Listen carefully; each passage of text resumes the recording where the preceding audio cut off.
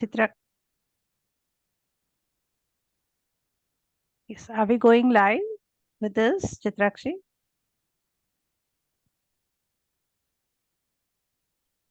I can't hear you, Chitrakshi. Dr. Bhuma had said the webinar started, so. Yeah, okay, we can start. Yeah, generally we are doing live streaming nowadays. I just want to confirm with her. Okay.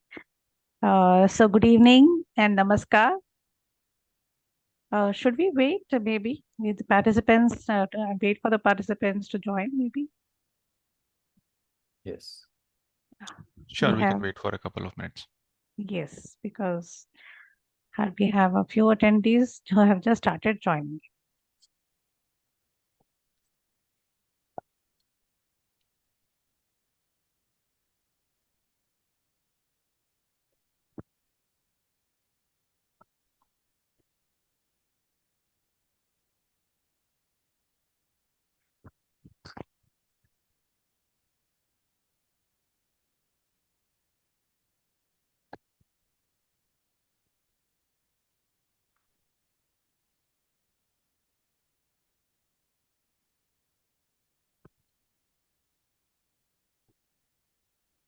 Okay, I think we will start with the introductions and I think people will join eventually.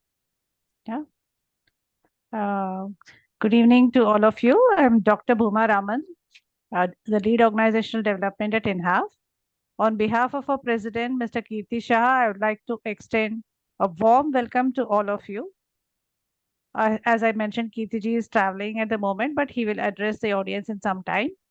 It's my honor and privilege to welcome all of you to the 115th webinar of the Rethinking Cities webinar series.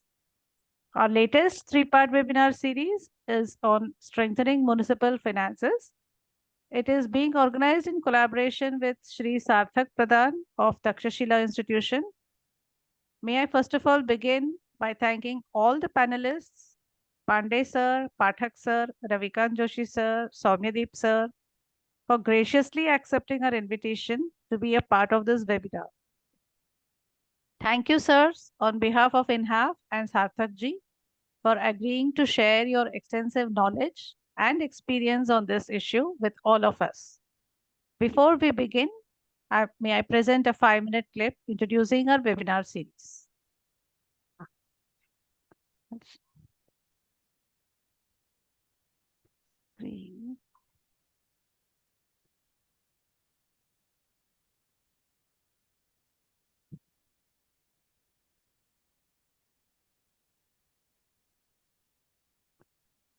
Just, can you see my screen? Yeah. Urbanization holds out both the bright promise of an unequal future and the grave threat of unparalleled disaster. And what it will be depends on what we do today. Unless a revolution in urban problem solving takes place, the future is not very bright. Cities, drivers of economic change, drivers of dreams and ambitions of billions of people. But with rapid urbanization, cities are already becoming sites of human distress. Cities are also a pivotal opportunity to transition into a new era of sustainable, equitable development. This is a complex issue and needs to be looked at from different angles and perspectives. Meeting the urban challenge well and in time is critical if we do not want to sacrifice the quality of life of millions of Indians. The failure of the system and our inability to meet the challenge properly was highlighted during the pandemic. India's dream and goal of achieving a 5 trillion economy cannot be achieved if we cannot plan for the health of our cities. This needs a different approach, a paradigm shift.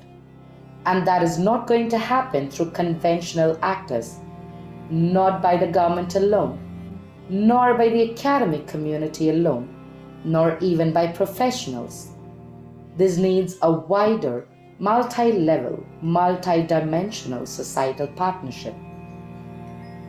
The Habitat Forum, or INHAF, along with over 450 local and international partners, started the webinar series as a response to this need.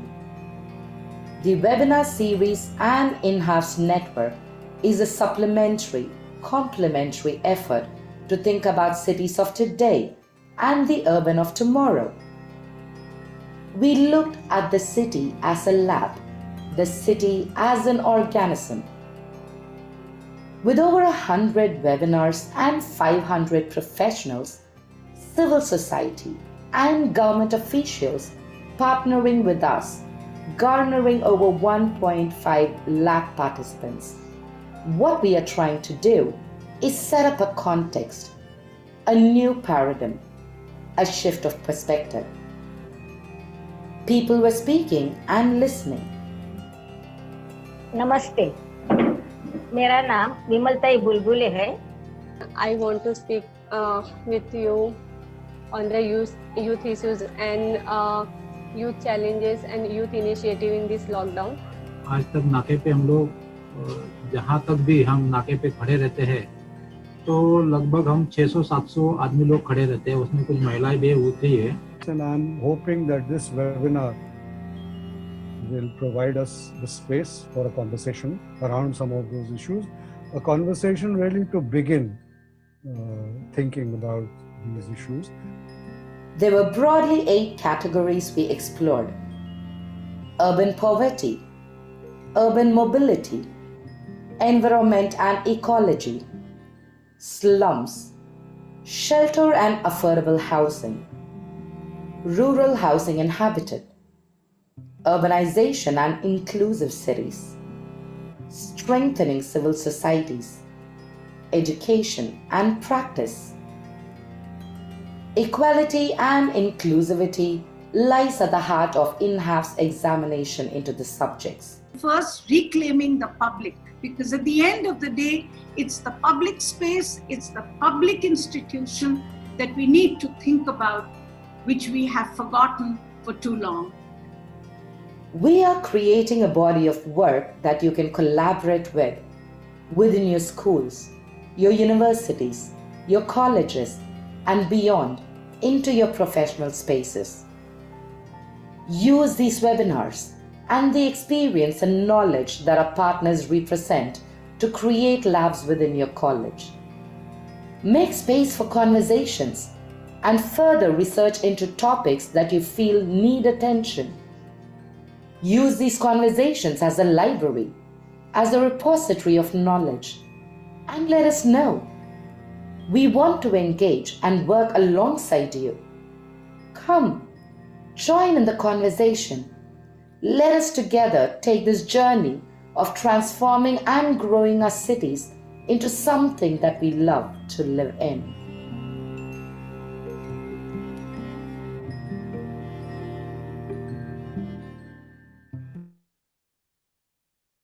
I hope you all like the video.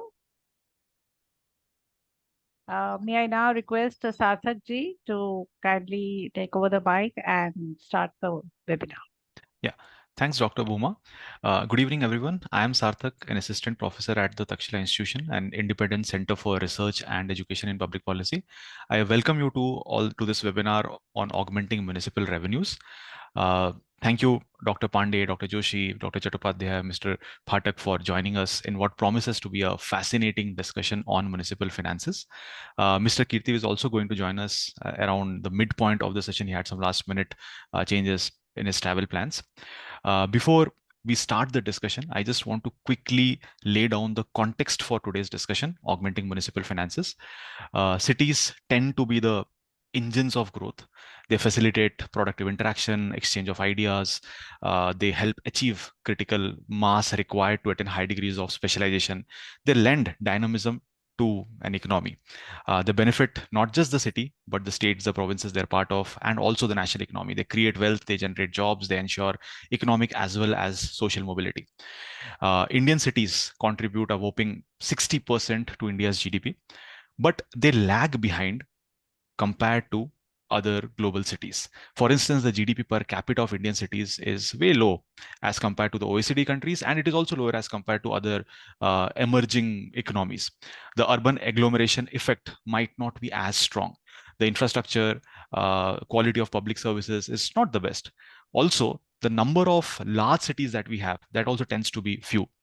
One of the major issues that Indian cities face, or rather the local bodies which govern these cities face, is difficulty in accessing finances, which impacts the quality of public services, the quality of infrastructure.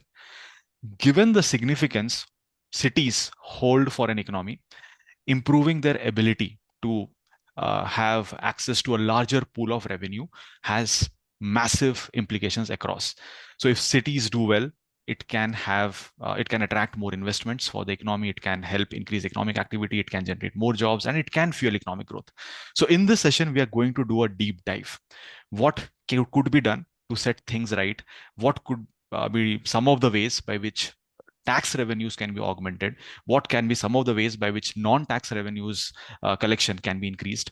The way transfers happen right now, union transfer, state transfers to the cities, what can be done so that cities are not dependent on these on the union or the state government, rather they have more economic freedom, their dependency is reduced. So this is what we are going to talk about over the next 70 minutes or so. But at the same time, I want to just highlight one thing, that this is what the scope of the discussion is, but there are certain things which are outside the scope of the discussion. For instance, we are not going to talk about municipal expenditure in today's session.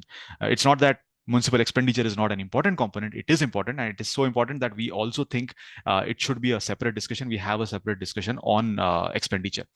So this is the scope of today's session. Quickly, what is going to be the structure? For the first 70 odd minutes, we are going to have discussion among the panelists. Then we will have a short Q&A session. We'll take questions from the audience.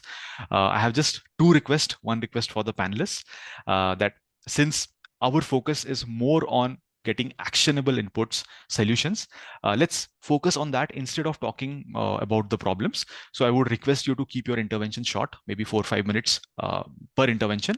And to the audience, if you have any questions, you can put it in the chat window. And again, when you are putting it in the chat window, try to talk about that specific issue instead of talking about anecdotes, or try to keep the comments to the minimum. Be brief to the point. So I think with this, we can get started. And a segue from what I was just talking about, Indian cities typically have difficulties when it comes to accessing revenues. India's municipal tax to GDP ratio is very low. So I have this question to Dr. Pandey and Dr. Joshi.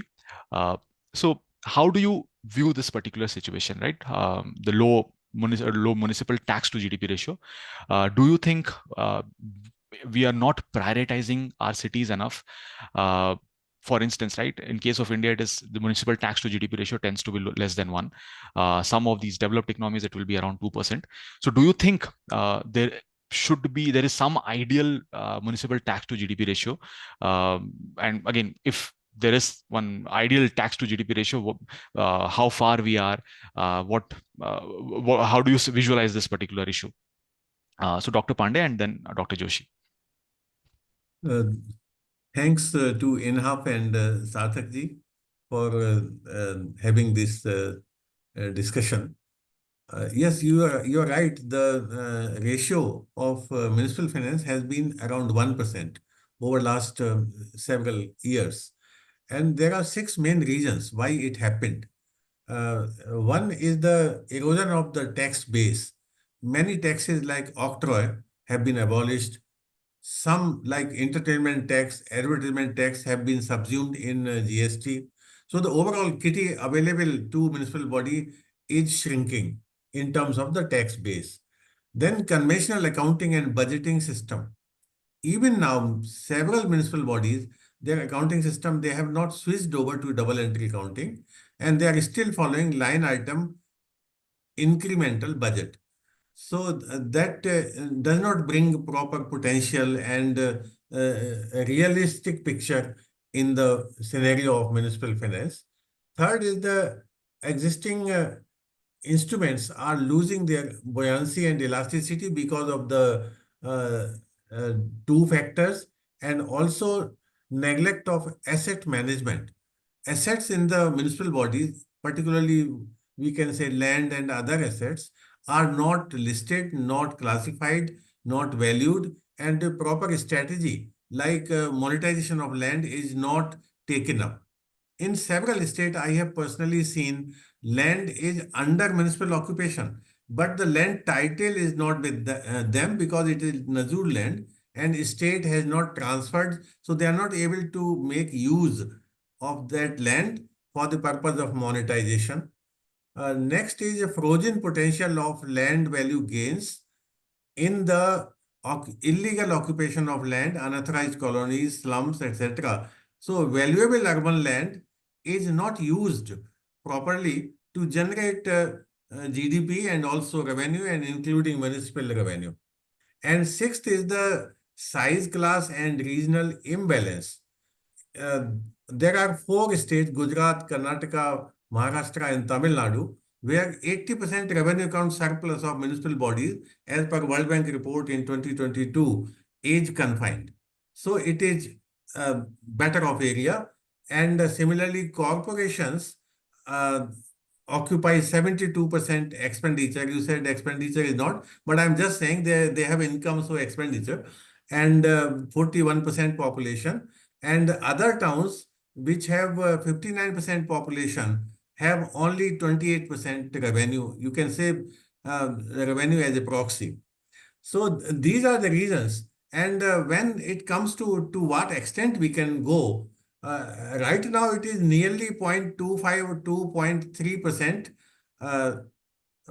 own source revenue, which need to be doubled. It cannot be a quantum jump.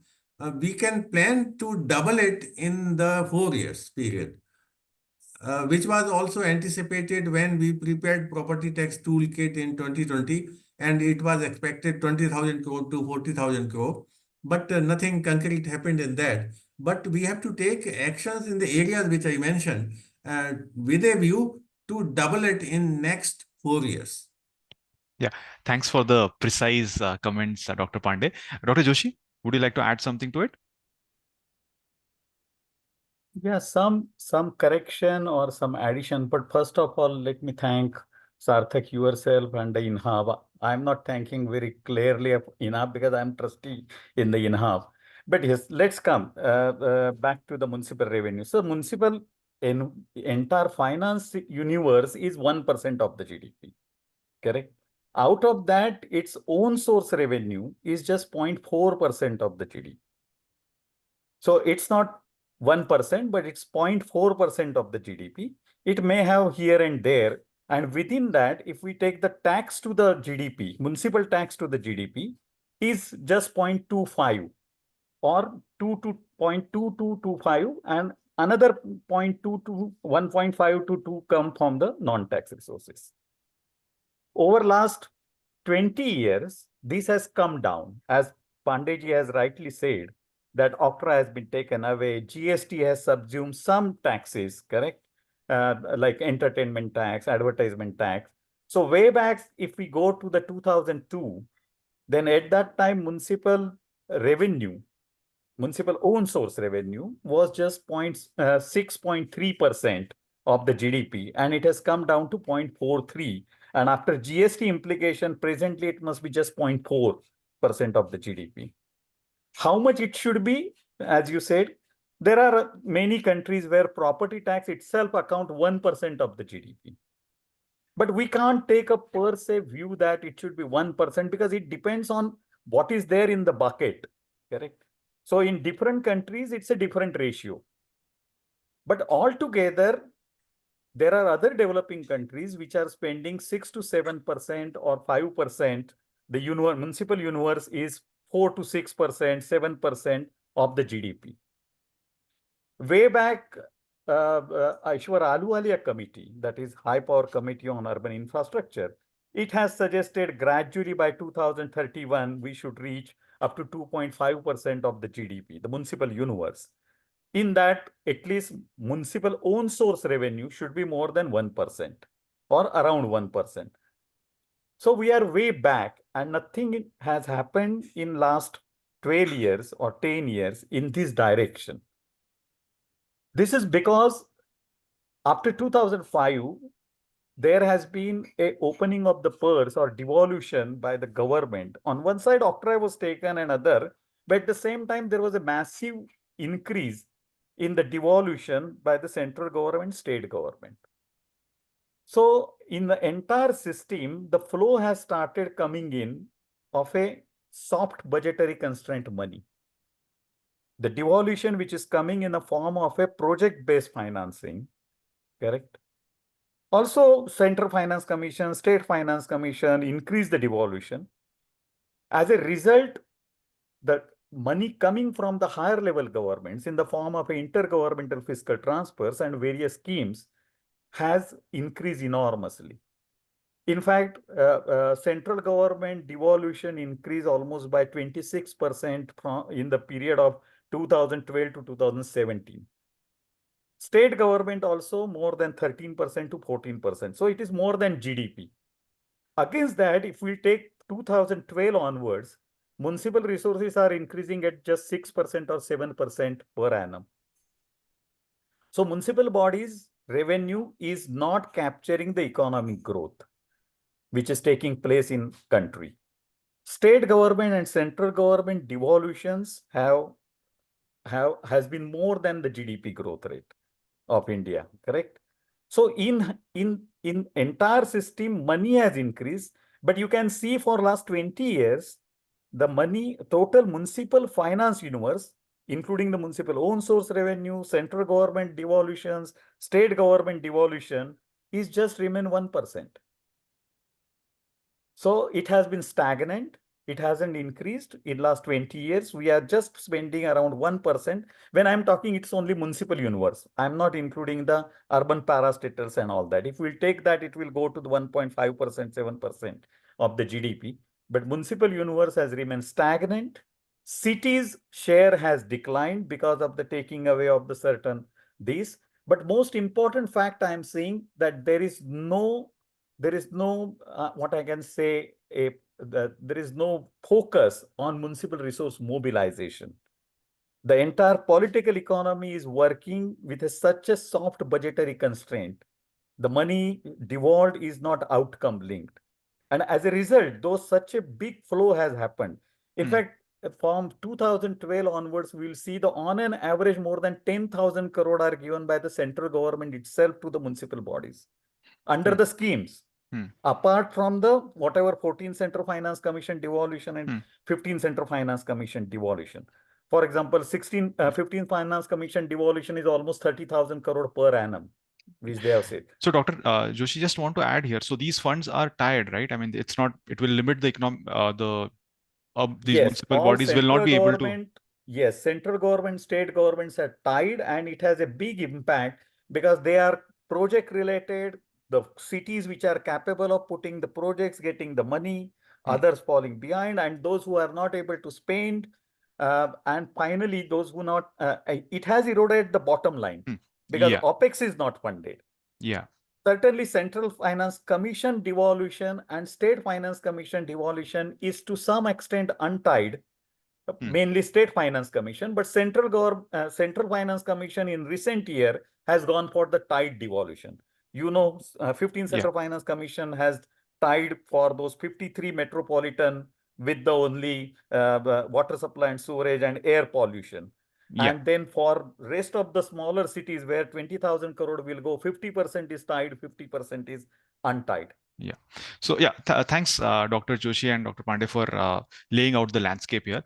So basically the municipal revenue. Just one point, small point. This, to some extent, the Central Finance Commission tied funds are fine because otherwise it will go to payment of salary. The water and sanitation is very important aspect, whether you take climate change, environment, productivity, their externalities are very high. So I think it is tied in a broad sense.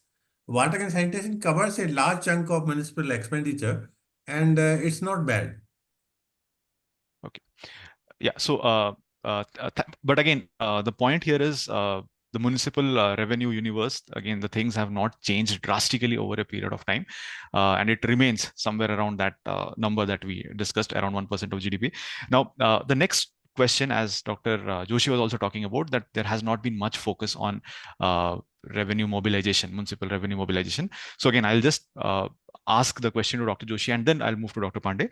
So currently, what we see, property tax tends to be the major contributor to the own tax revenue of municipal bodies.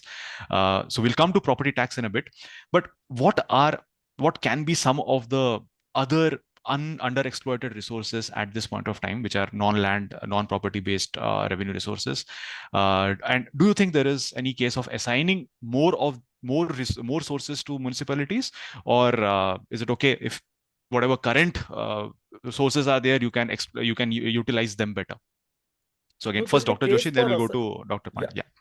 Yeah. I will quickly say there is a case for assigning more resources to the municipal bodies, but whatever resources they have, they are not exploiting. First, they need to put their house in order.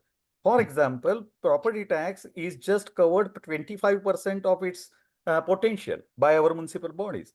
In fact, 15 Central Finance Commission data and all have suggested that it can go 4 times from 15,000 crore, which was in 2017, could go to the 60,000 crore. My own experience, I can take any city and double the property tax without increasing any single naya paisa of the tax.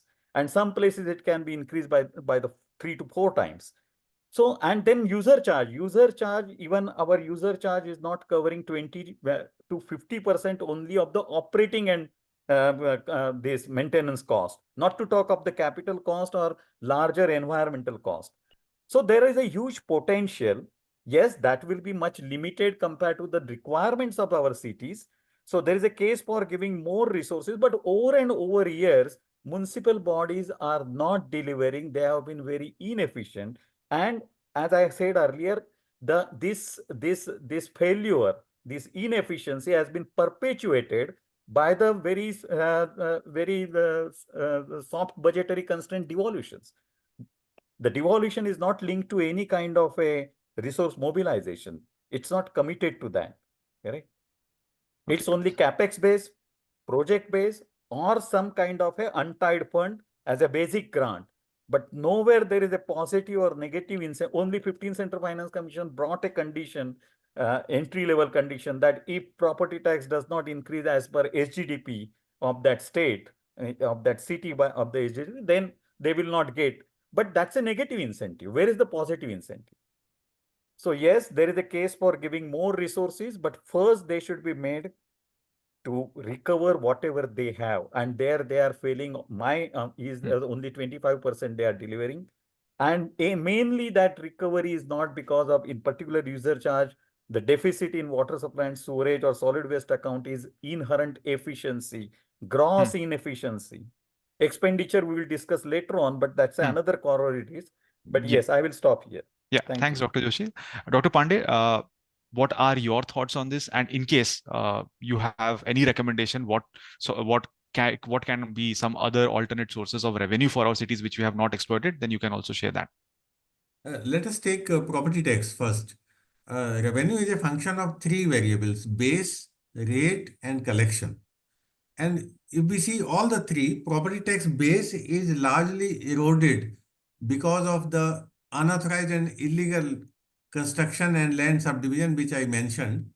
And if we, like Gujarat is trying through Act to regularize, and Karnataka tried without luck in Bengaluru, Akrama, Delhi, they announced several times that unauthorized colonies will be regularized.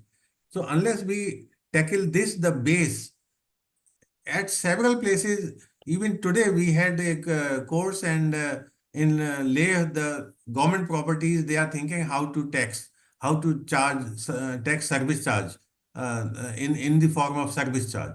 So property tax base. Then second thing is rate. In Delhi, rates are not revised since 2002. So there are reasons. Political economy, of course, is the main hurdle. So unless we also look into the rates and the collection mechanism, now after digitalization, online system is very effective. So all the cities should try to improve expansion of base, rate, and collection, which will give positive results in the area of property tax. Other instruments, land-based instruments I would like to mention is the impact fee, which is levied in Andhra and Telangana, and other places also. There is huge potential of revenue generation from impact fee, and we should try to adopt the system which is already in place in Telangana and Andhra Pradesh. About the non-tax sources, advertisement tax is subsumed, but cities are now levying advertisement fee on hoardings. Trivandrum in 2019 tried, and they prepared bylaws and rules, and they identified 37,000 hoardings which were not covered under their advertisement fee. So a proper monitoring of the tax system. And they doubled, in Trivandrum, they doubled the proceeds from advertisement fee. Similarly, parking or building license fee. In Delhi, they tried to simplify the process. Now, online system is available, and there are permissions to be taken from different departments. If that can be simplified, it will lead to better compliance of fee and taxes. Now, even at present, all the buildings do not go for final completion certificate. They apply for building license fee, building license, get loan, and then forget about the final payment of the building license fee. So these type of initiatives in existing instruments would certainly yield positive results. Thanks, Dr. Pandey. Since we're discussing about property tax, and we again had we had one discussion point as property tax for Mr. Chattopadhyay and Mr. Pathak. So I would like to again continue the discussion on property tax, and then we can move to other land-based tools. So, Dr. Chattopadhyay, would you like to add something to it? Do you think anything else needs to be done with respect to property taxes? Good evening to all the panelists, and thank you INHAF and thank you Sarthak for nicely initiating and setting up the discussion. So as Professor Pandey has rightly mentioned, like the base rate and collection of the three core areas of intervention in the case of property tax to improve the collections from the property tax. And in fact, there are ample scope of improvement as far as the property tax collections are concerned. For example, as we know, in case of the tax base, these are not adequately captured. Okay, so and if we look at the experiences of the developing city across the world, it suggests that the well-functioning tax system actually applies a kind of low tax rate across a broad tax base. So in that sense, it is very important to broaden the tax base. And in this case, I think we need to leverage the new technology. For example, it is important to create a kind of GIS-based digital property register. There are examples from the other Indian cities which have already utilized this kind of GIS-based digital property register. For example, we have the examples of this Raipur Municipal Corporation, which launched a GIS-based and IT-enabled property tax system. And this new system, as per the records, led to introduction of about 54,000 new properties into the tax net within a single financial year, which a point which already Dr. Joshi also mentioned. And apart from that, in fact, if we consider this kind of GIS-based intervention, then also there are many other options that we are now can think about. For example, we can think of using the archive satellite images from the Google open source platform to identify the tax base. We can also use the archive satellite images from the national remote sensing centers to again utilize them to broaden the tax base. Then also we can use the drone imaging. Now, this drone imaging and these archive images from the national remote sensing centers, these are a bit costly affair, but costly options. So, but these are the important things. And also in addition to this GIS platform, capacity building is required because existing staffs, they may not be adequately equipped to manage and maintain this kind of GIS-based digital property database. So it is also important to emphasize on the capacity building aspect. And another important aspect is that there should be some kind of state acts which will mandate the periodic revision of these property tax registries. So there should be some kind of periodic updation of the property registration. So this is one important intervention, I think, which we should be following. And also another problem in the context of property tax in Indian cities is the improper valuation method. Then generally we follow this annual rental method or unit area based method or the capital value method, but capital value method is only utilized in the 2 states of India. So basically there is a need to shift the base of property taxation from rental or unit area to capital value of land and property. That is very much important. And also there we need to think of a certain kind of valuation formula which can truly reflect on the capital value of land in some form. So there are very several valuation formulas which are available in the different Government of India's toolkit. So we need to think, we need to deliberate on those aspects. Self-assessment of property is another very important option, and this is an important option because Indian cities, they have little administrative capacity. So this is very much important. But again, this kind of self-assessment, they are suffering from the problem of underestimation. Then there is this problem of scrutinizing the self-assessment from. So, and when we are considering this kind of valuation, because if we adopt the capital valuation method, then definitely it will impact the amount of property taxes. So raising public awareness is very much crucial, because raising public awareness about how this valuation system actually works, it is very much crucial, because then only it will be socially acceptable. Because otherwise what will happen is that whenever you are going to increase any property tax, you are bound to face some kind of public resentment. That is very important. And regarding the tax rate setting, as we know, in the context of property tax, there are mainly 2 components. One is basically service related, another is general component. And service related component generally include the water tax, drainage tax, conservancy tax, because in many of the cities, these are not utilized separately. And if we follow the typical public finance economic theory, then they suggest that all the measurable services, they ought to be financed to the user charges. So it is very much important to think about that the charges of water supply, sewerage, drainage, this may be linked to the consumption of water or the use of service, whereas they should be delayed from the property tax. So in that sense, there should be some kind of revision, some kind of rethinking on the property tax. And also, it is very much important to allow the municipalities, the city government, to set the tax rate, because if they are allowed to set the tax rate, which is not the case in many cases, then that will ensure a kind of accountability for that tax decision. This is very, very important, very, very crucial. And apart from that, there is also importance, there should be emphasis on involving citizens at each stage of design and implementation of different municipal tax policies. There are various provisions are there. For example, we have ward committee, but for certain ward committee meetings they are not happening. So these are another story altogether, different story altogether. And also we need to think of certain kind of improvisation. For example, in case of property tax revision, some kind of phase-in mechanism in which the tax changes are phased over time, over the several years, along with improvement in services. That I think is going to be very much crucial, because at the end of the day, whenever you are actually increasing the tax rate, and if you are not bundling it, if you are not relating it to the improvement of any services, then hardly it will be acceptable to the citizens of people. So Soumyadip, I think 2 points, right?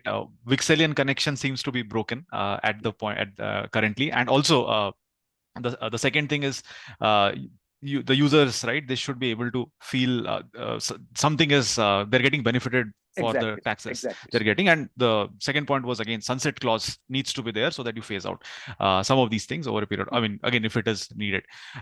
So I would just like to like Mr. Pathak to weigh in, given your experience in urban planning. So some of these things, what are your recommendations related to property taxes? How do you see this? I think in terms of property tax, the ARV method, of course, had a lot of problems. And in cities like Mumbai, where there was a very stringent rent control, it had totally distorted the property tax system. Now, since 2010, the capital value system has been adopted. However, the capital value system was introduced with a negative factor attached to the capital value depending upon the age of the building and the type of construction. So brings down the capital value for the purposes of taxation in that process. And in a way, it was introduced to be more acceptable as so-called value neutral system to start with. So the distortions of the rent control were not attempted to be corrected right from the beginning. So it has had its implications on that. But that's a good improvement, that using it as a capital value base. The problem with capital value base, it relies on the valuation done for the stamp duty purposes.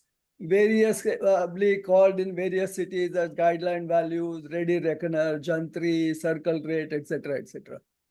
Now, these are not evaluated or revised regularly.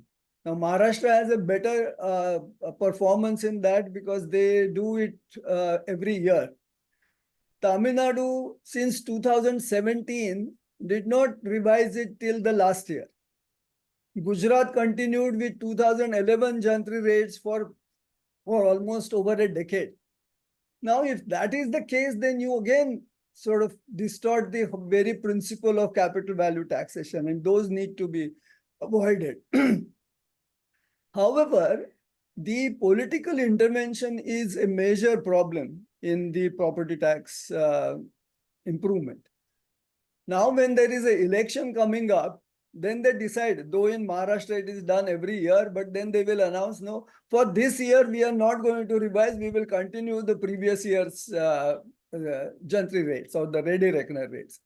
And then there is a problem. And this happens too often because we are far away from one nation, one election kind of thing. So 2019, there were elections in Maharashtra for the assembly. Now, recently, we had 2024 parliament elections. And now soon we are going to have the, again, assembly elections. And we are waiting for the local government elections because they have been delayed despite the constitutional amendment. So every election then has its implications in terms of what kind of tax reform that you do. In 2019, the politicians announced that all houses less than 500 square feet of area in Mumbai will be exempted from property taxes. Now, 50% of population that lives in slums is already exempted from property taxes. Now, if you, from amongst the formal housing stock, if you eliminate 500 square feet houses, you almost reduce it by another 50% of this, because Mumbai houses are much smaller than other cities. And then you are facing serious problems on how do you manage property taxes. And with that announcement, it was taken further, and it was actually, the act was amended to make that the 500 square feet cutoff line is introduced.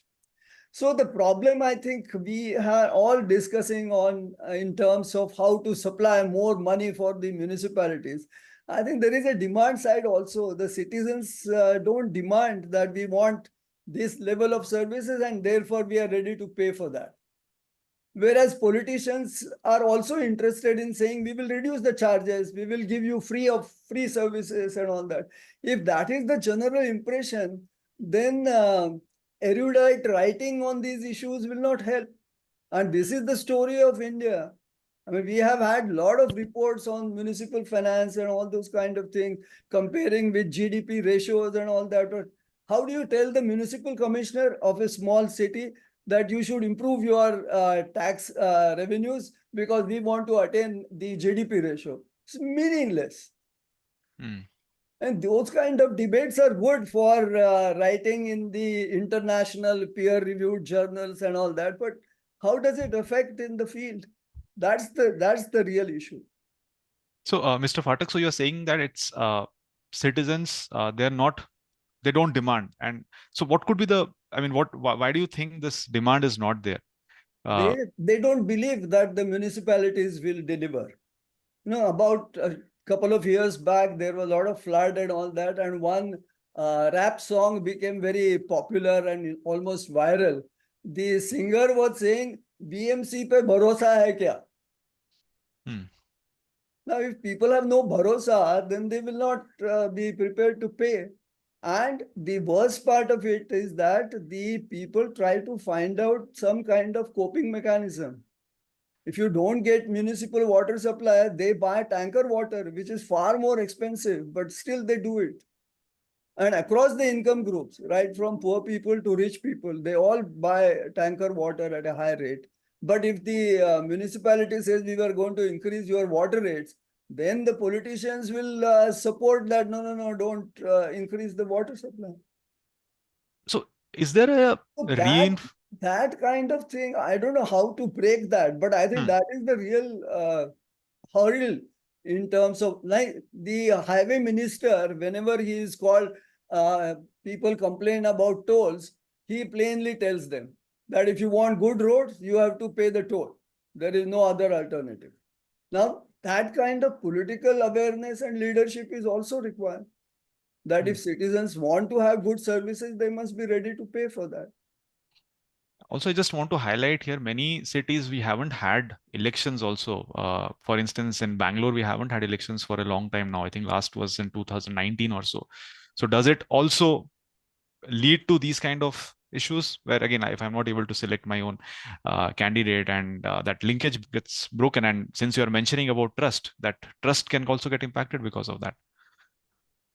That's true, but I think the politicians and the way they appease the citizens is also culturally very prevalent. That people go to the elected person. Look, how can we have such a high rate of taxation? Then he also says, if I'm elected, I'll see that the taxes are not increased. If that is the kind of situation, then what do we do? Yeah. So again, something related to again land.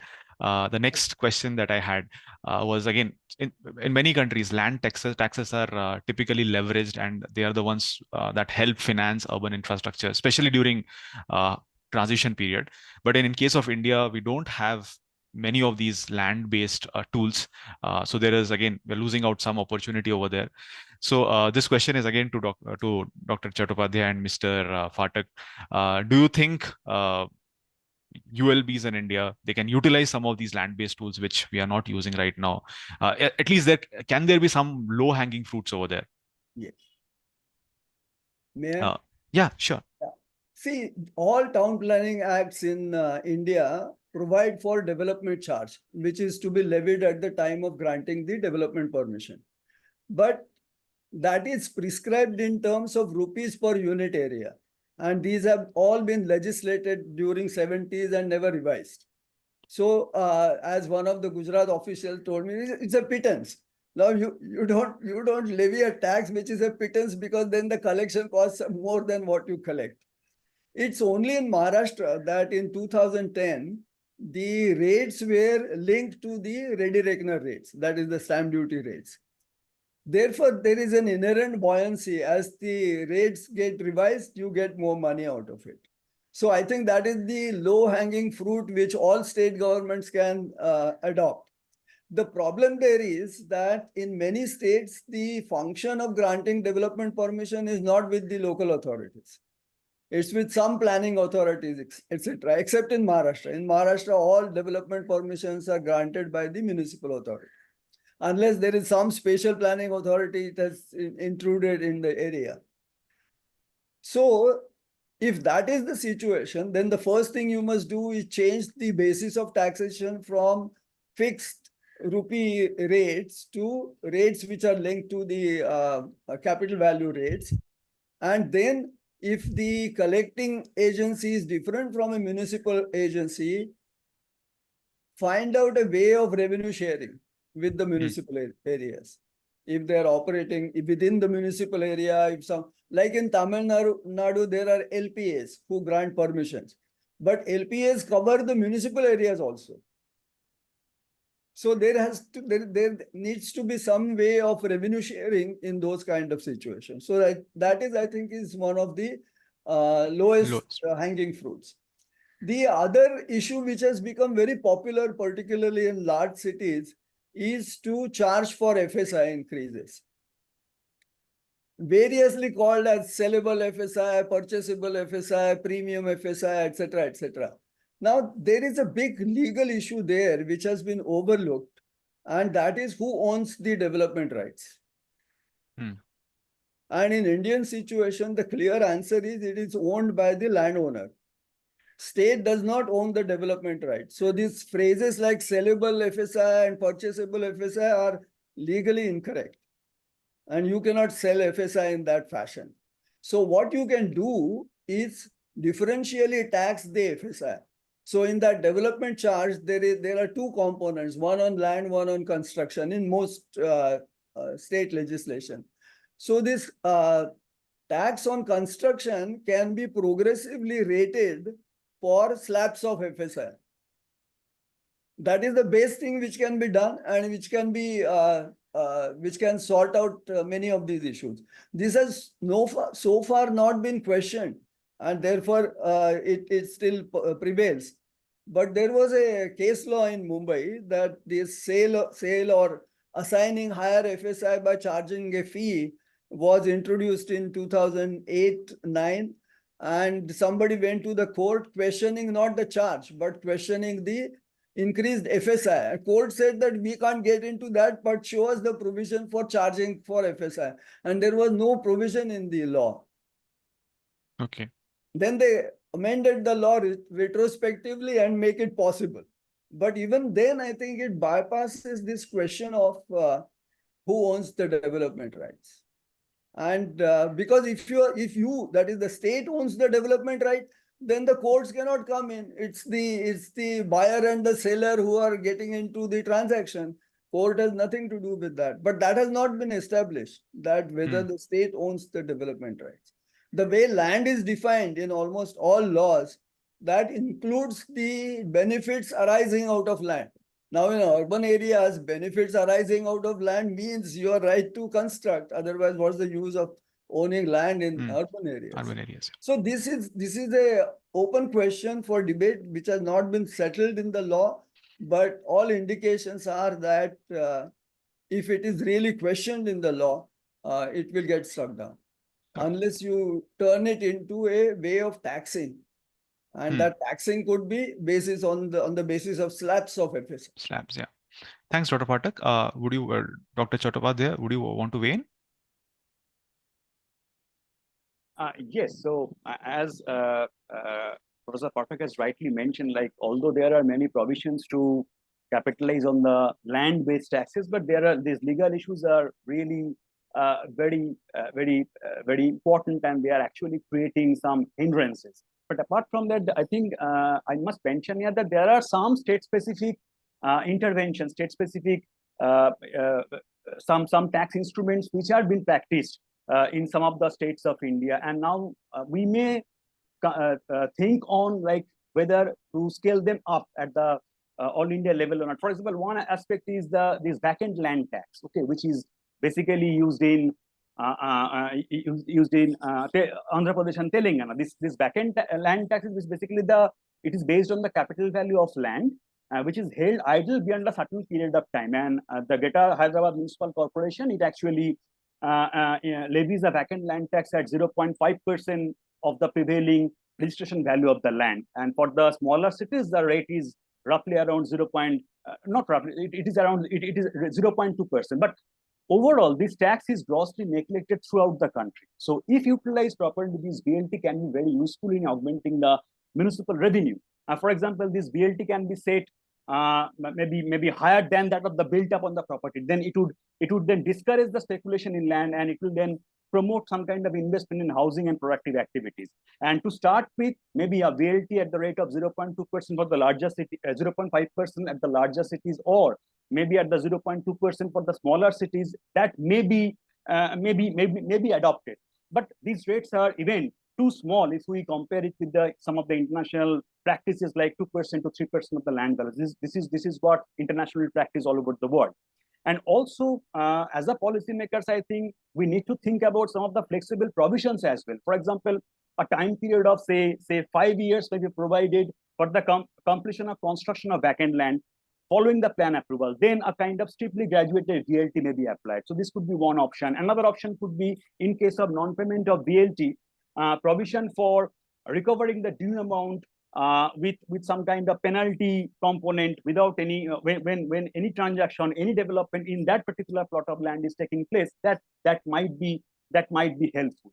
And apart from that, again, in the context of Greater Hyderabad Municipal Corporation, there are some different forms of development charges which are in use. For example, one is open space contribution, like the HMC that levies an open space contribution on any person applying for development permission in layouts where 40% of the area is required for road and open space is not provided, are not provided. And also there is provision for these rainwater harvesting charges. So these are some of the different variants of land-based tax instruments which are being used. Now we need to think about the feasibility of applying them to the other cities of India as well. Yeah. So, Dr. Chattopadhyay, one question. So I think some states like Tamil Nadu have experimented with vacant land tax. And Andhra Pradesh and Telangana has already experimented with this vacant land tax. What has been the experience as such? Have they been able to? I mean, is the tax base good enough right now? No, I just looked at the budget of this Greater Hyderabad Municipal Corporation. In that context, if I recollected that the figure correctly, the contribution of vacant land tax is not that much substantial because the rate itself is very low, 0.5%. Okay. So, but again, we need to think about scaling up this kind of interventions at the all India level. Okay, thanks, Dr. Chattopadhyay. Dr. Joshi, you have a question? Tamil Nadu has a urban land tax, but it is not a municipal revenue, it's a state revenue. Okay. And instead of calling it what other states call non-agricultural assessment, they call it urban land tax, but it's a very small tax and it goes to the state government, does not even get devolved to the local government. Okay. Thanks for this. And the property tax, at least in Maharashtra's municipal legislation, does not exclude land, even if it is unbuilt. So in a way, it is a vacant land tax. If you have a land which is not without a building, even then you are required to pay property tax. Okay. Thanks, Dr. Pathak. Dr. Joshi, you have your hand raised. Yes, I just want to add some information, compliment. I agree with Professor Pathak. He is the authority on land-based fiscal tool. And as he rightly said, development charge except Maharashtra, other places is on the basis of the area. Similarly, when I went to the many other states, the premium FSI concept, barring the legal issue which he has raised, which is a fundamental, it's not existing. I recently visited 2-3 states where this concept is not there. And against that, I want to give you the latest figure. Surat and Ahmedabad in 23-24 collected around 1,000 crore from the premium FSI.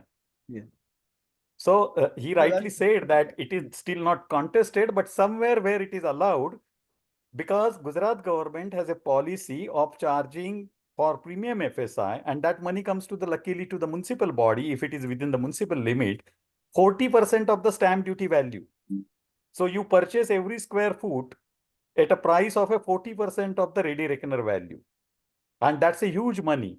Yes. So Surat and Ahmedabad, I have latest figure in 23-24 collected more than 1,000 crore rupees through land-based fiscal tools, mainly premium FSI.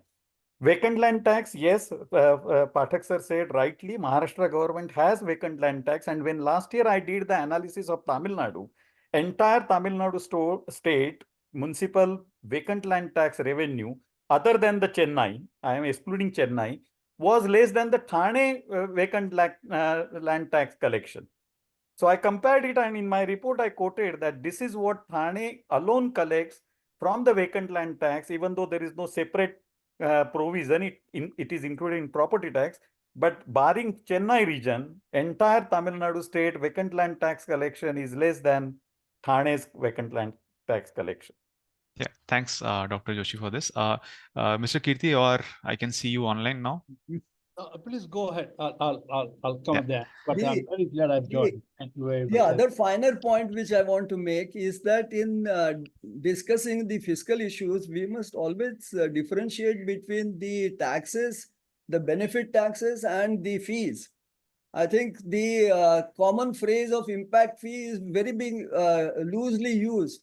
Hyderabad uses impact fee, which is neither a fee not an impact fee. It's levied on high-rise buildings in terms of rupees per square foot. And it's not a fee. I mean, somebody questions, why are you calling it fee? There is no answer to that. So I think one thing is that I think one should be very clear of those kind of things. And development charges also, people feel that it's a fee. It's not a fee. When it is designed in Canadian situation, it is a fee. But in our situation, it's not a fee, it's a tax. But it can be a benefit tax if you say that revenue should be used only for certain purposes, like the capex for city infrastructure. But then it can become a benefit tax. And all these three must be very clearly defined and understood in terms of their implication. Yeah, thanks, Mr. Phatak. So again, since we're talking about fees, I'm moving to the next question, which is related to fees, and some of these things we have already talked about. By the way, municipalities, they also can levy different charges, different fees for the services that they provide for. But usually, what happens? Municipalities have not been very good at in fact, recovering the cost of the services that they are providing. And as some of you already mentioned, parking fees and all these things, they could have levied, but many of the municipalities don't do that. So this question is again to all the panelists. So what can be some of the user charges, benefit charges, service fees that have the maximum potential for financing cities which are not being leveraged or are under leveraged? Like, let's say if you have to pick 2, 3, right? Or let's say you have to pick 3 of these things. Which one would you be picking up? We can go to Dr. Pandey, and then Dr. Joshi, and then Mr. Pathak, and I then will look Chattopadhyay. into it from what Joshi Sahab earlier said, that city economy is not utilized, is not coming to municipal body. And how to do that? There are 3 important areas. One is the extra budgetary resources. Like Bangalore, dry waste collection center, each ward has, and it is ITC and other CSR funds are coming for that. Then local elasticity. People in the area itself have potential to come forward. Like Janambhumi, it was there in Andhra, Nekanami Thetam in Tamil Nadu. Earlier, these used to be the schemes. But mobilizing the community for their contribution is another important way. Indore, they did. Several examples are there. And the third important aspect is, which Second Administrative Reforms Commission also suggested, that the land value gains earned by the development authorities should also be shared with municipal bodies. Because if we simply go the overall kitty of GDP, it varies. As Phatak Sahab rightly said, the larger cities have much more income, smaller do not have that much. But whatever kitty is there, that should be properly shared. And that is the way to increase the own source revenue. And again, this question, what you said, pricing and cost recovery is not possible because many services are non-excludable. They are not directly charged. These are to be subsidized from different resources. So naturally, the role of fiscal transfers is and will always remain very important. Yeah, I'm not denying the role of fiscal transfers, but so those which are, let's say, public goods, right? They are non-excludable. It's difficult to charge. But but there are other kinds of goods and services which can be charged. So my question was related to that, not related to the public goods. Thanks, Dr. Pandey. Dr. Joshi. See, if we have to take user charge, then we have to collect money from the water charges. We are losing huge money, and that is leading to the even wastage of the water. There are 3 issues in user charge, whether it is solid waste or whether this water and sewerage. First, political economy. In many states, even cities' water charges are decided at a chief minister level or at a state government level, correct? And then they don't get revised. Second, where there are municipal bodies, there is a authority to revise them. But again, so if we keep political economy aside, which I will try to speak on that in the end, in concluding, but main issue is There is again, I am stressing inefficiency. I have seen cases where user charge is not an issue. It is charging well, but operations of water supply service or solid waste is so inefficient because of the technical losses, non-user charges, non-revenue water, coverage issues. Again, like property tax, there are illegal connections, coverage is less, rate issue we keep aside, then the collection efficiency. I did study of the 27 water supply services of municipal bodies, and more than 60% were in the raid because of the operational inefficiency issue and not because of the tariff rates. I can again, even today, do any city analysis. There will be either issue with the tariff rates, but it's not always the low tariff rate issue. Most of the places, it is a inefficiency. And we are not discussing here expenditure, but cost per liter of water is the real culprit. We are so inefficient in the cost, and nobody is bothering about the cost efficiency. Cost efficiency is not at all examined. So city may say that we are losing 50%, but it is not because of the tariff. It is mainly because of the operational inefficiency and the collection inefficiencies. Many cities collect only 50% to 60% of what is billed. And first, what is billed is just 30% or 60% of the what should be billed, because there is a non-revenue water, there is a technical loss. So user charge can bring huge amount, like property tax. In fact, 1% should come from the user charges. If political economy is set right, and each and every water supply, sewerage operation, solid waste collection is set right. Parking fees should be there, but it won't give you much more money. And then again, our water supply systems are not on volumetric basis. So highly inefficient delivery of the water supply. The people paying same amount, but getting 10 times more water because it's just plant-based this. In fact, many underdeveloped countries or developing countries can go for 24/7, but we haven't gone. As Pathak Sahib said, we are doing the coping charges. See, we require 24/7 water supply. City not giving the water, we create an underground sum. We put up a water supply pump, water pump, pay electricity bill of that. And then there is an overhead tank. So whole construction cost, there is a lack of people education and we end up paying 3 to 4 times more than what money can be given. Whatever money we are spending in a coping cost, if 50% of it is given to the municipal body and municipal bodies are made efficient, our cities will be able to give 24/7 water supply at a half of the cost, which we are today incurring. But neither there is a public education that we are paying through the nose. And as he rightly said, we don't trust. So citizens are not ready to put money in the hands of the municipal bodies. Even a small increase in the user charge of water supply leads to the agitation. And as he rightly said, then the politicians will say to that pressure that, okay, we won't increase the water charge. There are cities which haven't increased for 10 years, even Gujarat cities, though we have a lot of example of their good finances and all that. There are cases which have not increased 5 years, 10 years and having lowest charges. Then they ask, why you are asking us to raise? We are comfortable, we are earning from other places. But across the India, there are some places there is no domestic charge on the domestic water supply. Okay. Yeah. So thanks, Dr. Joshi. there is a huge amount, huge potential if we really set order our like property tax. If we set right the user charge mechanism for the main services which city is providing. Yeah. So in fact, one part is the resource that you can generate, but again, there are other benefits of charging water. City like Bangalore witnessed water issues recently. Pricing of water can be one of the solutions. In fact, at Takshila, we had written some of those things. I think the technology issue is quite important, because I think we haven't yet found a good metering system. The meters fail even if they are installed, then you go back to the fixed charges method.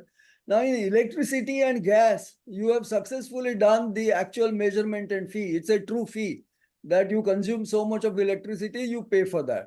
And people are accepting that, electricity charges keep on going up and down and all that, and people don't complain. or nor do the politicians come into the picture and do something. So can we learn something from gas pricing and electricity pricing and the way it is managed to be brought into the water supply? The water supply is a true case of a fee, which is directly linked to the consumption. One of the problems which is there is the apartment buildings where only 1 meter is used. So can we do it as a household level water meter also, like you do it for the gas? So I think some of those technological innovations need to be applied in case of water to make it a truly a fee-based revenue. Yeah. So when it comes to gas, I think you have private and not private, but public sector entities which are doing it. So their incentives are better in term here. But I get that point, the electricity part, where mostly it will be the. Why not consider that for water also? I think this decentralization for last 30 years has failed. What is the decentralization we have achieved through 74th Amendment? Yeah. No, I think it deserves a debate and reconsideration, whether you want to put utilities with the local government or you want to organize utilities in a different manner. Definitely. Services. Whether elected local government is the right institutional vehicle for delivering services.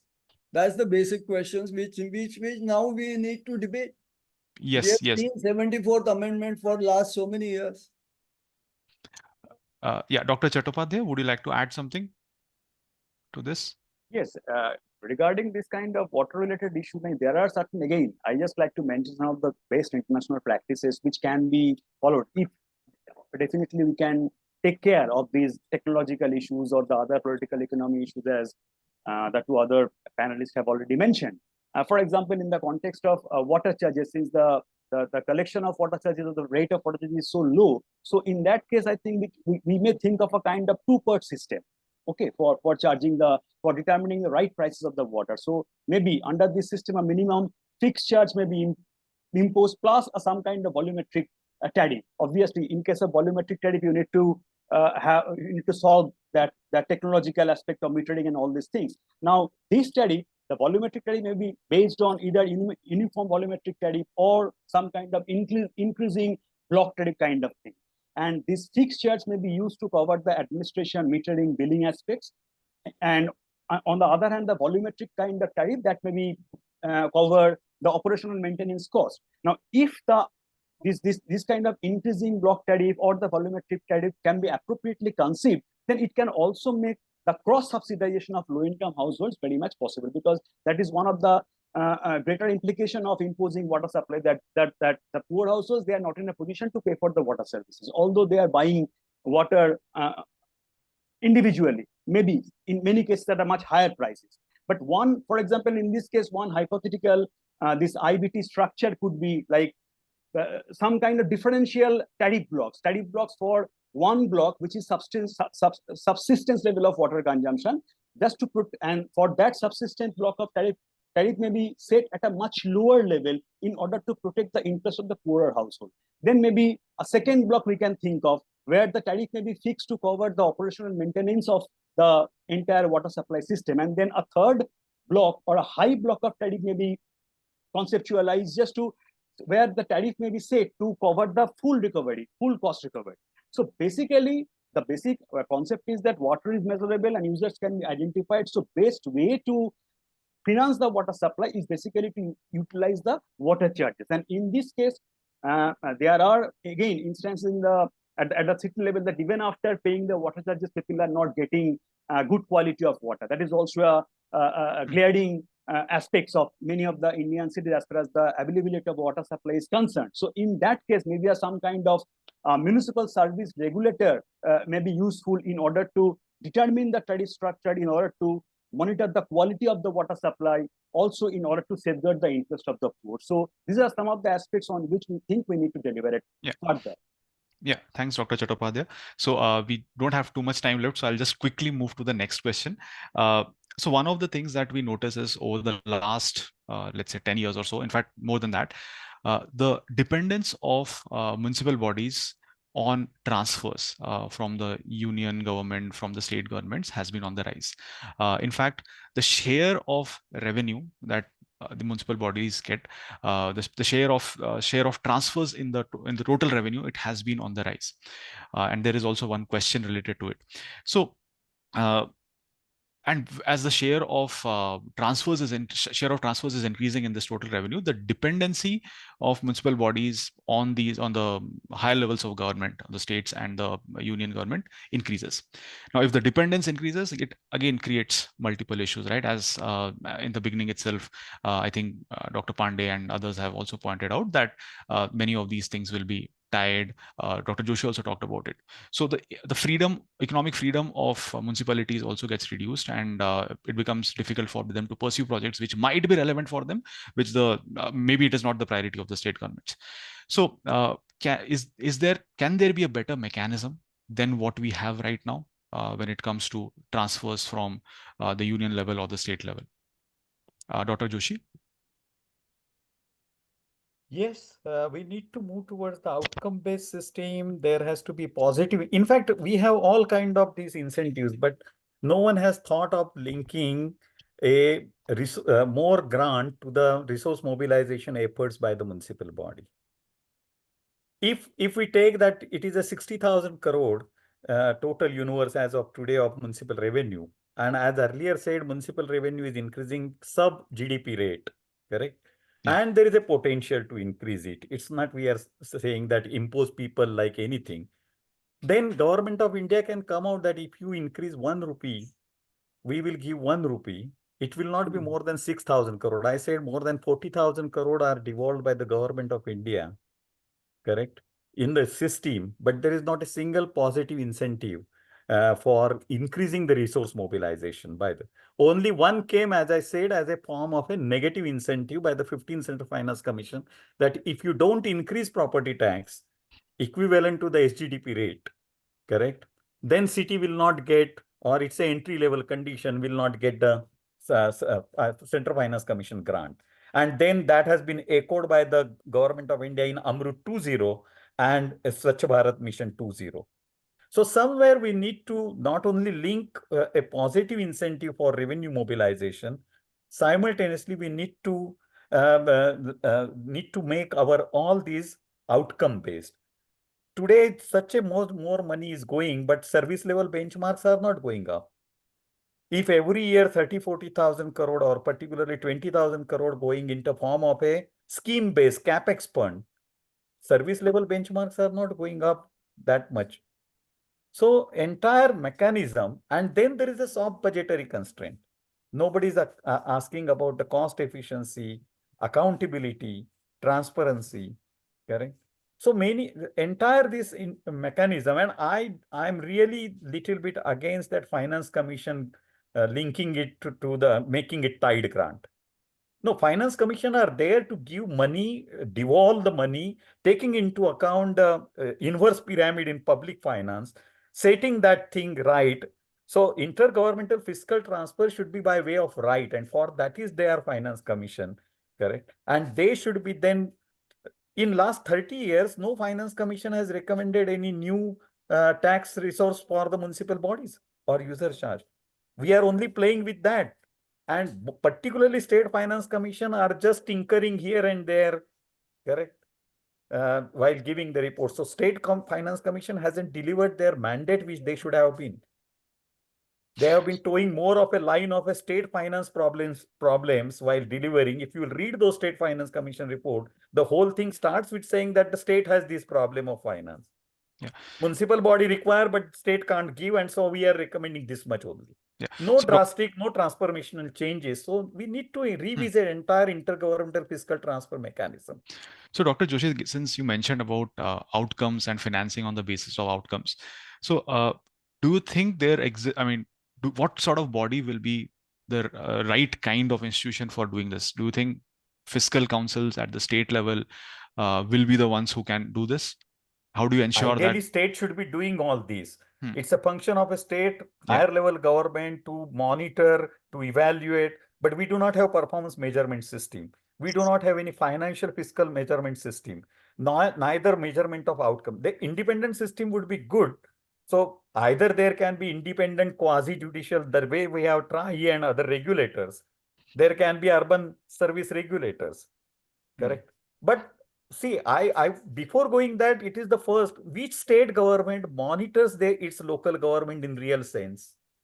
Monitors their transparency, whether municipal bodies are publishing their accounts or not, whether municipal bodies are containing their deficits or not. In fact, there should be more state government and national government are not getting value for money, what money they are devolving, because they are not fixing the hole at the bucket. Unless until we increase the capacity of municipal bodies, we plug that hole in the bucket, putting more grant or devolution will increase more pilferage. And so there should be initiative at the state and center level, because they are not getting the value for money which they are putting into the urban system, municipal system. Because we haven't, except increasing devolution, not much has happened on improving the municipal efficiency, municipal administrative efficiency, or any independent monitoring thing. As you were suggesting, whether it is a fiscal commission, whether it is a regulatory, utility regulatory, nobody is absolutely monitoring. It is only utilization certificate which is taken because it's a capex related grant. That's all. Whether the service level benchmarks achieved or not, whether per capita water supply went up, whether the traffic problems got solved because of that, no independent mechanism. And we have certain surveys which declare that our India is open defecation free, each and every city. And even today, each and every city has an open defecation. Okay. Yeah, thanks, Dr. Joshi. Just one question related to this, and again, open to everyone. Now, as you mentioned that states are not doing this. So again, cities are the ones which tend to generate a huge amount of revenue, which again benefits not just the cities, but other parts of the state, and again, other states as well. So if states ensure that the cities grow, they create conditions for which they create conditions for cities to have high access to higher revenue. It is beneficial for the states as well, right? It is beneficial for everyone. So is there not a realization of this? Absolutely. There is a gross neglect. Look at entire our economic planning. Our economic planning is sector-wise. Where the plant should come, where the industry should come, where IT should come, where education institution come, all that. Is there any planning city-wise? Gateway cities have different kind of these tourist cities have different kind of a potential, religious cities, manufacturing cities. We do not have city-based economic planning. Neither local economic planning is with the local bodies. I'm not championing that municipal bodies should have the local economic planning the way in other countries, cities plan for their development. Our cities are maintenance cities. Means our cities plan for extra water supply, constructing the roads, or how it can take the more solid waste, dispose solid waste. Fine, that's fine. But in the India, who is doing city-based planning, economic planning? So the point which you are saying, there is a gross neglect of we go on saying every time that cities are growth engine. But have we planned any of cities' growth engine? What Bombay can deliver? What Pune? Each city has a different capacity, economic potential, its base. We do not have, even cities do not have 5-year, it's their capex development plan. Once in a time, when at the time of JNURM, we came out with the city development plan concept, and some 5-year planning was done. Infrastructure planning, not I'm saying master plans. Even those master plans are outdated, and 60% urban India is not under master planning, which is the report of the Niti Aayog says. Yeah. So barring all that, mainly nobody is planning city in India, what each city can deliver and how cities can be the growth engine. That's the biggest problem at the economic planning level. Yeah. At Thanks, national Dr. Joshi. level, at state level. Yeah. And at the city level, there is no powers. Yes. Thanks, Dr. Joshi. We have just a few minutes. So I just want to get some closing thoughts from each of the speakers, and then we can go to the audience Q&A. So any thing that we missed out related to revenues, maybe something related to how data and technology can be used to leverage some of these things. We had some points, but if you have something else, or what can be done to improve on the current efficiencies of tax administration, inefficiencies, efficiency levels of the tax administration.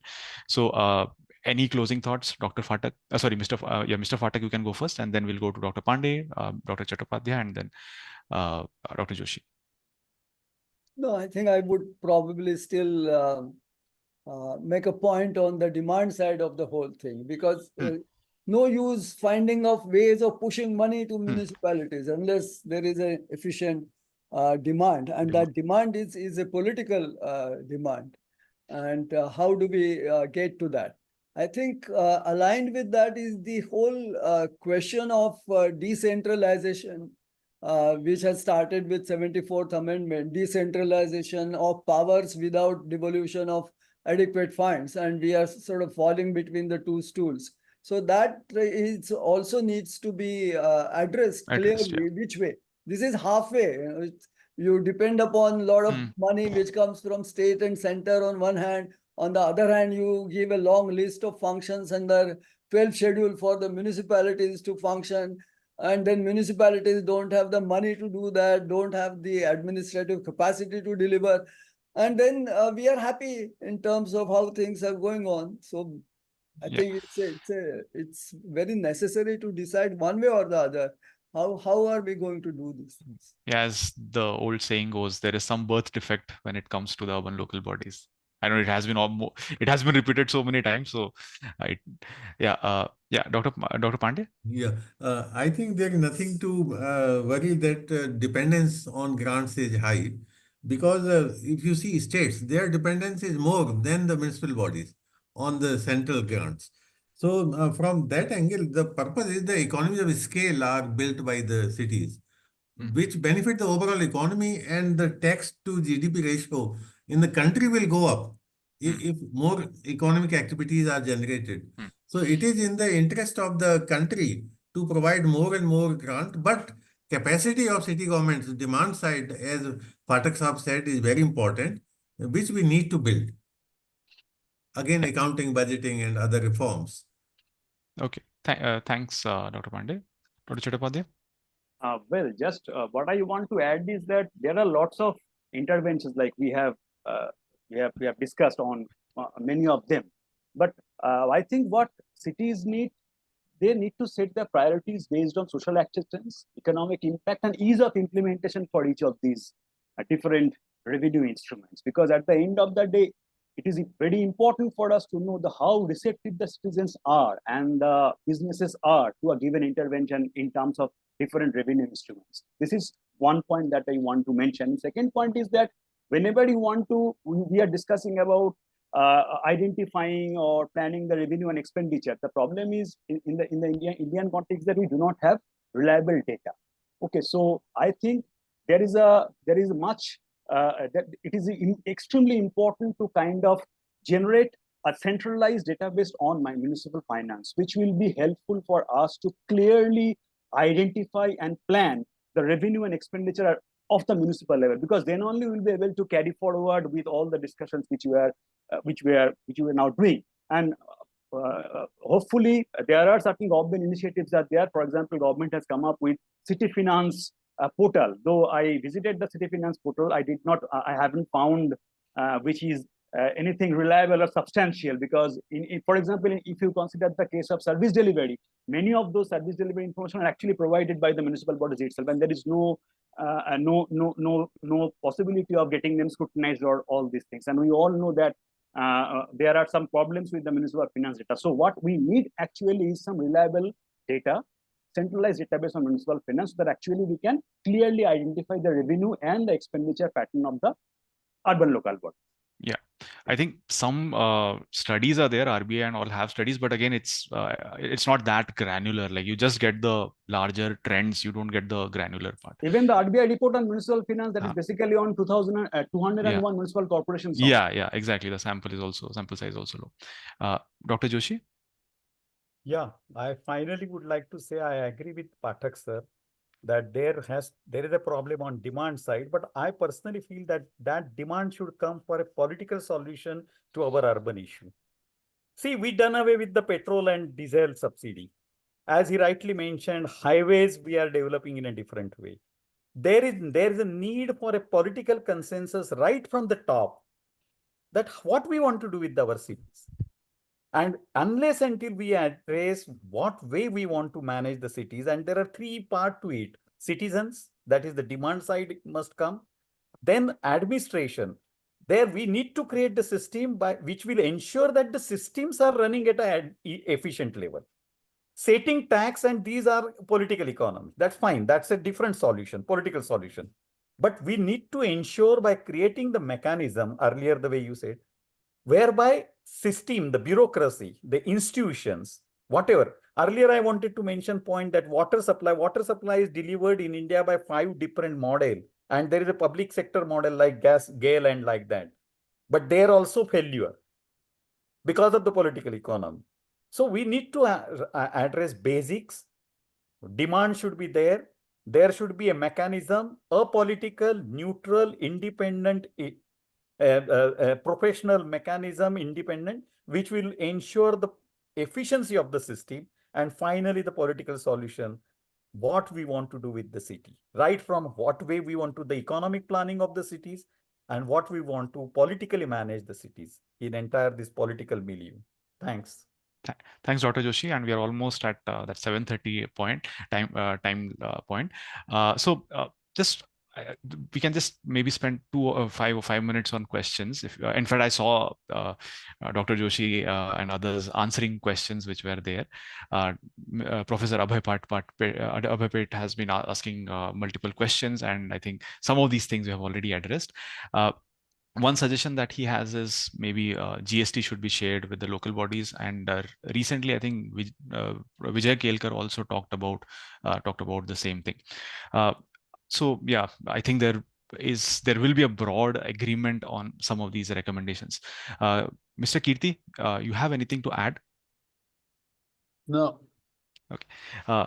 In case we have any question from the audience, we can take it up, or else we can wrap it up. The small little point I wanted to make was this, that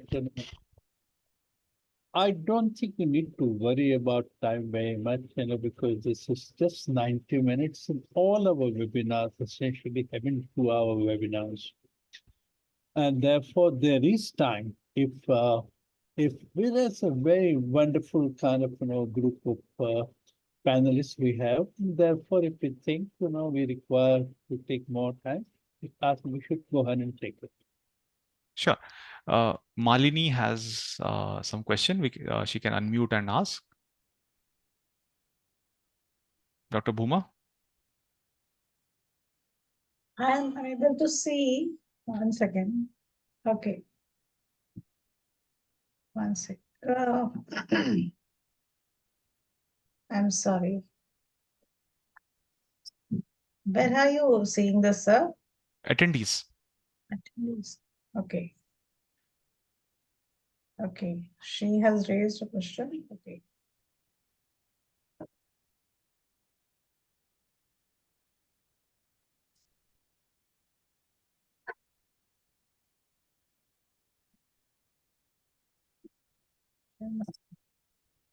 I think it's yeah. Can I ask her to put the question in the chat?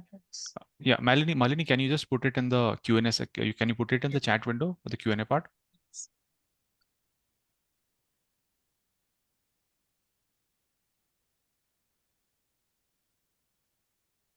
There's one observation from Sudarshan Naidu. Yeah, you can go ahead. I can't see that observation by Naidu, Mr. Naidu. Rainwater harvesting and what is that? Centralized power generation needs to be given a focus. Rainwater harvesting and centralized power generation.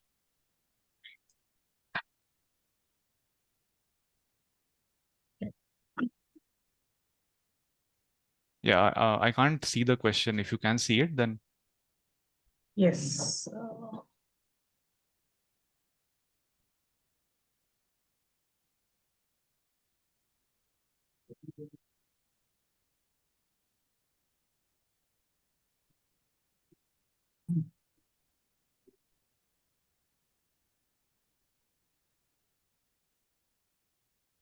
Yeah, I think the attendees are not able to ask the question they want to. You can put it on the chat box. You can put it on the Q&A. Priya Bhattacharya has posted. Can you please give details about the impact fee that Professor Pandey mentioned? Also, is GIS feasible for smaller urban local bodies?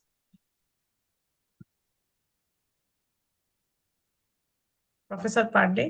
Yeah, I mentioned, but Pathak Sahab later on explained that it is on the basis of the square foot and like 150 and 300 for commercial in Hyderabad. So it is not that way fee. It is some sort of, but it is a good source. Impact fees are an established way of financing in US and also in Canada. Yeah. Where the new development, it is assessed that what will it cost in terms of providing the trunk infrastructure to support such new development. Yeah. And that cost is assigned as the impact fee. And what the US courts have put as the rational nexus as the criterion. So you cannot charge anything that you want to charge. In fact, there have been cases where the agencies were asked to refund the money which was not spent with interest to people. So the word fee is very stringently interpreted in US legislation. Our Supreme Courts have also taken a very strong view on the word fee. And therefore, impact fees, if they are to be used, then they have to be used cautiously. It is also helped in US because they have a practice of preparing the capital improvement programs and for variety of services also. So they have impact fees, general impact fees or sector specific impact fees, water and sewer impact fee, park fee or roads fee, etc., etc. And they also have the capital improvement plan. So you can derive from that what is the required capital investment to support the new development and then accordingly fix the impact fee. So it's a more complex way of doing things, which has nothing to do with the way in which we use the word, because we are very good at borrowing the phrases from elsewhere without understanding what it means. No, but one thing is there that it is bringing revenue and it is one time. So it there's is something one time. good. Yes. It is one time. And I think we haven't touched upon that, whether the one-time fees which are there are a good way of financing the infrastructure, or whether you should align it with the benefit stream over a long period of time which comes in. And then at that context becomes borrowing as a very important way of spreading the cost over generations, which will get benefited by infrastructure. But in the current situation, I think it brings in some money quickly. Yeah, exactly. And since it is linked with granting development permission, there is no escaping route. You know, if the developer wants the permission, then he must pay that money. So it has that collection efficiency in a way. Yeah, Dr. Joshi, you have your hand raised? Yeah. 1 minute, huh?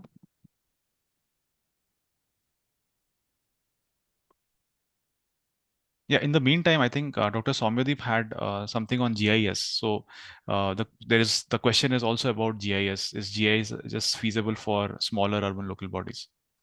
Well, in the context of GIS, I think for the smaller urban local bodies, the cost of other two GIS-based option, that means the drone imaging and the other options, which is national remote sensing, and those two are a bit costlier options. So what the smaller urban local bodies can do, they can try with the open source Google platform, the satellite archive, but that will give information only on the location of the property. Okay.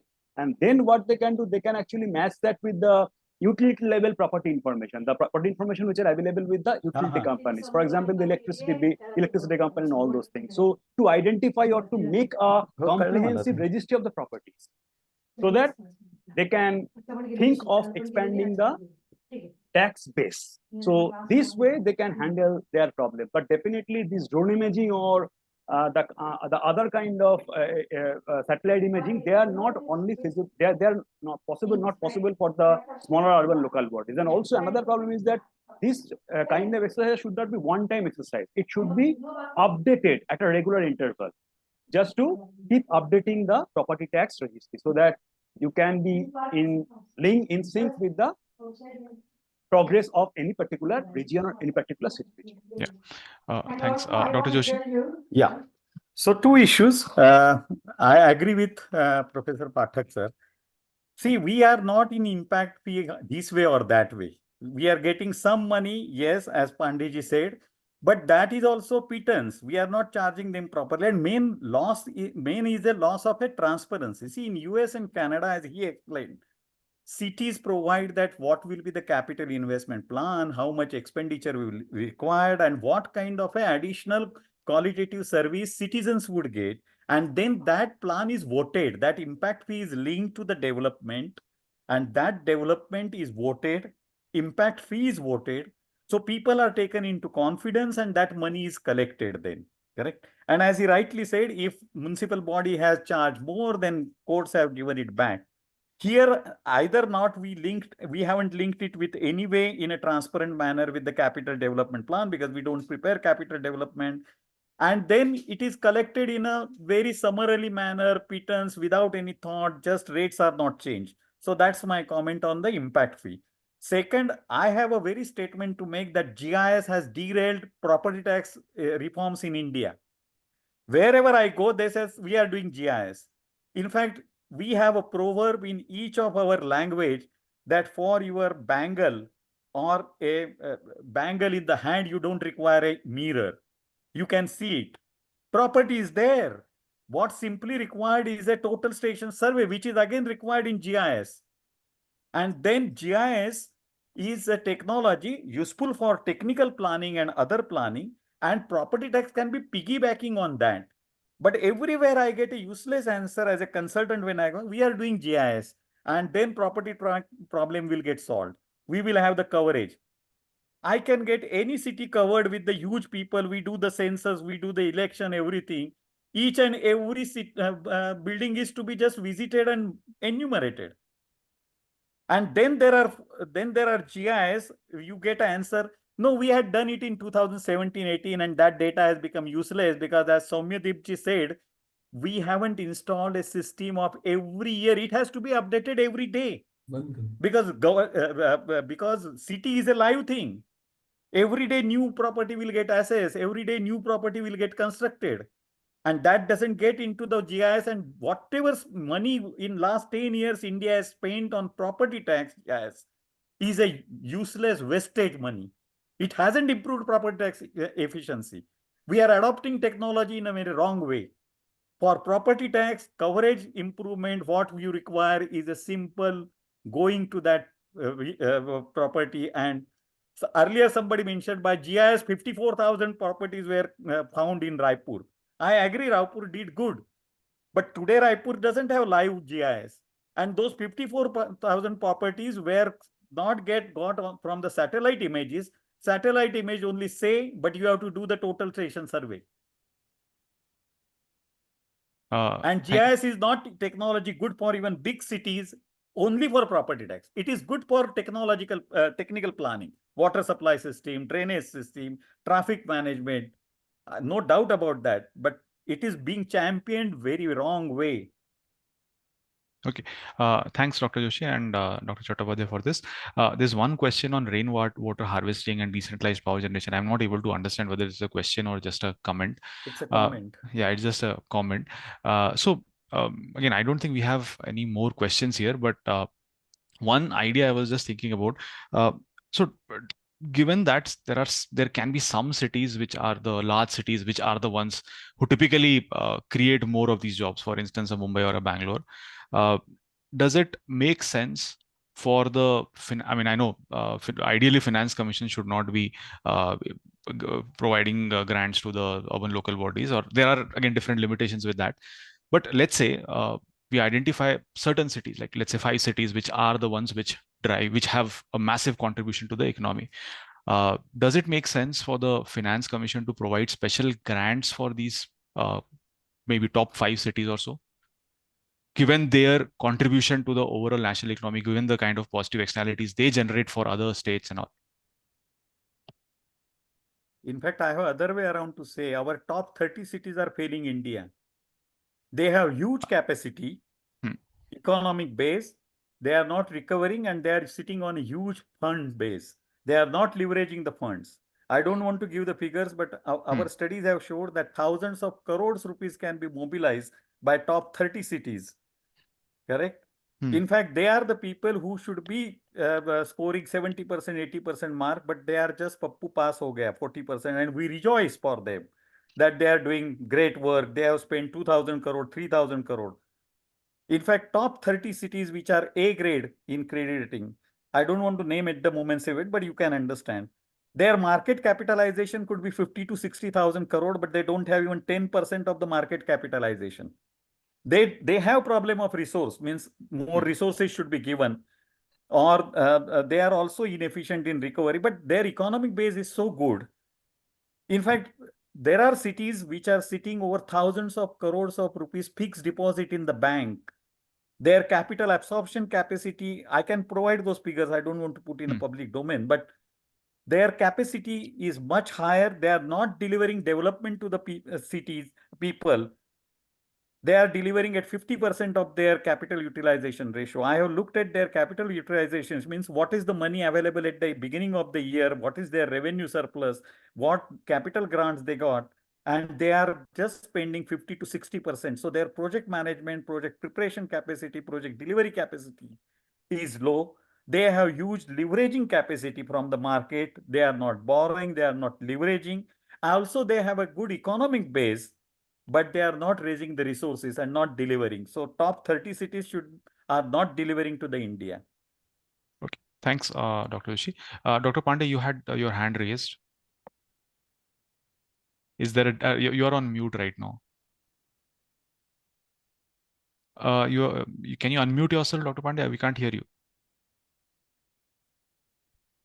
Yeah, very important question you raised. Recently, there is some data available on city GDP.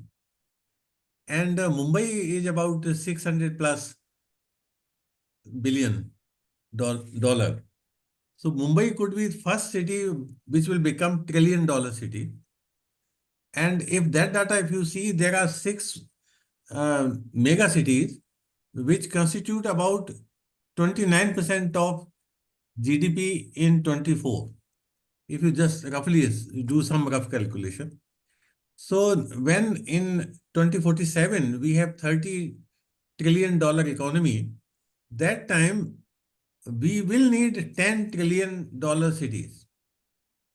So your question is very right. We have to promote these cities to become global city to compete with London, Shanghai, Tokyo, Mumbai, Chennai, Bangalore, Delhi, Hyderabad, Ahmedabad should be able to compete globally. And we should identify the areas in which investment needs to be made, how they can become more vibrant, more economies of scale are generated, so that they then like that we should see the tier 2, tier 3 and small and medium towns. So certainly there is a need to see the economic potential of the city and how the city government can stimulate the economic potential of respective cities. But do you agree the union finance route is apt here? Union Finance Commission route? No, certainly Finance Commission may look into this. Okay, okay. Thanks, Dr. Pandey. Mr. Kriti, if you have anything to add. No, I just basically thought I'll just thank everyone for this contribution. First of all, I'm very sorry I missed out on almost first hour, and I thought it was unwise to kind of come back and start talking about things. So also, I think we're doing this for the last 3 years, and This is the first time in 115th webinar that I missed out almost an hour. I used to be very proud of saying that I've never missed a minute of 115 webinars. So, but this has been, from whatever I've heard, this has been absolutely stunning and very stimulating discussion. And I'm very glad that we met Sarthak ji in one of the meetings, and he was very supportive of the idea that we do this 3-event webinar series on municipal finance and municipal capacity building. And I'm very glad we have done the first one. So thank you, Vidyadhar. I think for me, I think all of these people who are here essentially are family. So I don't even know whether I should thank them, but thank you, Vidyadhar. Thank you, Ravikant Saab. Thank you, Sarthak ji. Thank you, Professor Soumyadip and Pandey Saab. I've seen you after a long time, Pandey Saab. So thank you very much. I think, I want to remind you that, one of the commitments which has been made along with the announcement of this series is this, that we'll use this in order to produce a white paper on municipal finance, and I'm sure we will do this. The second one of the series is scheduled next Friday, and we look forward to other set of panelists and some interesting conversation on the subject. So thank you very, very much. I also must thank my colleagues, Bhuma ji and Chitrakshi, who essentially are working behind the scene to make this a success. Without them, this probably would have been very difficult. So thank you very much, everyone. Thank you, Sarthak sir. Thank you, Pandey sir, Pathak sir, Soumyadip sir, Joshi sir, everyone, once again. Thank you. Thank you. Thank you. Thank you all. Thank Do you. join us for the webinar next week. Pandey साहब कैसे हैं आप? ठीक है sir. In fact, I wanted to share that Kirti Shah Saab, Joshi Saab, myself, Pathak Saab, we were interacting in 85. Since then, it's long Nothing time. has changed. It's Nothing God's has changed. grace that we all. Problems haven't changed, only we have changed. That's the, We have changed the irony of it. Yeah, that's a sad thing actually. If the problems have not changed and since 1985, then Problems have not changed. Yes, yes. And therefore, I have to be very forceful as a last chance to again put forward that what hasn't changed. No, The Planning Commission task forces in 82, 83 discussed these things. So it's not something good. I think we love to discuss things. Okay, thank you. Thank Nice you for meeting thank you everyone. Bye-bye. Bye-bye. Bye. We have a wonderful idea about 30 years, and I think we're not moving on 74th constitutional amendment.